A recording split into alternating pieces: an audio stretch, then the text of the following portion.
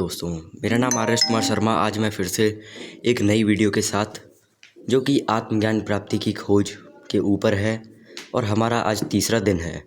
तो आज हम बात करेंगे विपासना जिसे बोलते हैं हम, जो कि गौतम बुद्ध द्वारा एक शिक्षाओं पर आधारित है और इससे भी आत्मज्ञान प्राप्त कर सकते हैं। जैसा कि गौतम बुद्ध ने अपनी सांसों पर ध्यान देकर अपने मन को, अपने शरीर को, अपने तन को, पूरा शरीर को, पूरी आत्मा को इस चीज़ में झोंक दिया था और उन्हें आत्म प्राप्ति भी हो गई थी। तो इसी प्रकार हम भी आज विपासना इसके बारे में जानेंगे। तो ये कैसी विधि है, इसका सब कुछ जानने के बारे में आपको मिलेगा। तो कृपया हमारी पूरी वीडियो में बने रहें।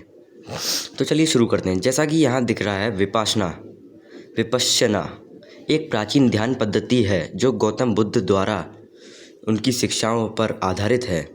इसका अर्थ है विशेष रूप से देखना या जैसा है वैसा देखना। यह आत्मशुद्धि की प्रक्रिया है जिसमें स्वयं का अवलोकन किया जाता है।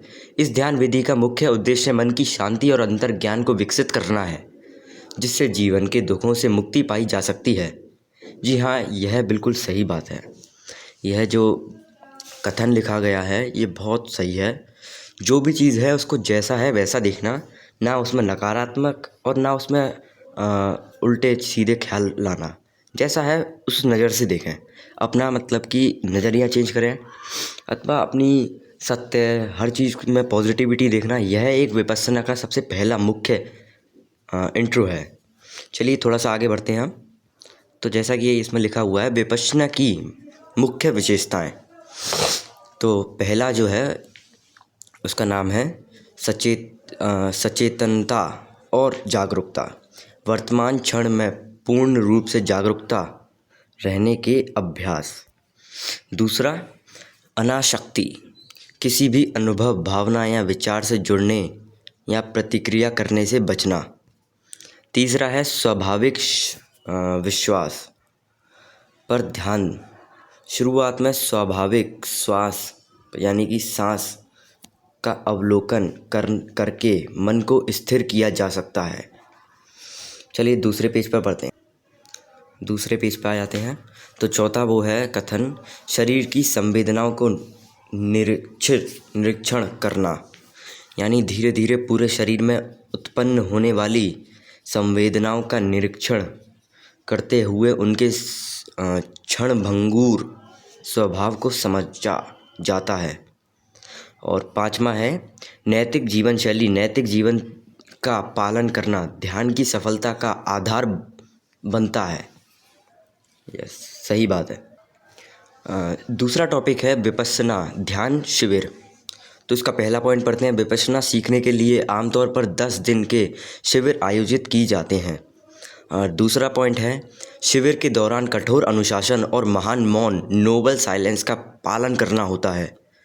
और तीसरा, इसमें ध्यान का अभ्यास दिन भर किया जाता है और अनुभवी आचार्यों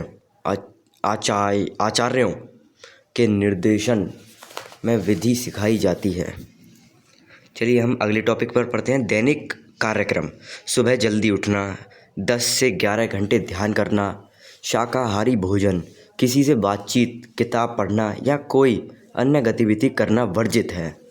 जी हाँ, अब पढ़ते हैं हम विपश्यना के लाभ के ऊपर। मानसिक शांति, तनाव कम होता है और मन शांत होता है। दूसरा, भावनात्मक संतुलन, दुख, क्रोध और भय जैसे नकारात्मक भावों को नियंत्रित करना। तीसरा, संबंधों में सुधार, सहनशीलता और प्रेम भाव बढ़ता है। चौथा, आत्म जागरण, जीवन की सच्चाई को समझना और दुखों से मुक्ति पाने का मार्ग। और सबसे एंड का टॉपिक है महत्वपूर्ण नियम। जी हाँ, पहला, पंचशील आचार संहिता का पालन करना। 5 क्या चीज़ हैं वो सुनिए आप। पहला, हत्या ना करना, किसी भी जानवर, जीव जंतु, छोटे पेड़ पौधे या फिर कोई इंसान, किसी की भी हत्या ना करना जब तक आप जागरूक हो। दूसरा, चोरी ना करना, चाहे वो अपने घर में से पैसे चुराना, अपने पापा के जेब में से पैसे चुराना, कहीं से भी किसी दोस्त की पेन चुराना, कुछ भी चोरी ना करना। तीसरा, झूठ ना बोलें, कभी भी किसी से झूठ नहीं बोलना। मैं इस बात का दावा करता हूँ, जो आदमी सत्य बोलता होगा जीवन में, उसे किसी चीज़ का भय ना होता होगा। जो आदमी झूठ बोलता होगा, उसे हर समय कोई ना कोई भय टकराता होगा कि ये ना हो जाए, वो ना हो जाए, बहुत भय लगते होंगे। तो इसलिए सत्य का पालन करें। व्यभिचार ना करें। व्यभिचार ना करें यानी कि ओवर थिंकिंग ना करें। नशीले पदार्थों या सेवन ना करें। जो नशीले पदार्थ हैं उनका सेवन ना करें और पूरी ईमानदारी और संपन्न से अभ्यास करें इन चीज़ों का। क्या आप विपश्यना शिविर में भाग लेने की योजना बना रहे हैं या इसके बारे में कोई और जानकारी चाहते हैं, तो कृपया हमें सब्सक्राइब करें, अथवा हम आपको बहुत आगे लेके जाएंगे। और ये हमारा आत्मज्ञान का तीसरा दिन समाप्त हुआ। धन्यवाद दोस्तों।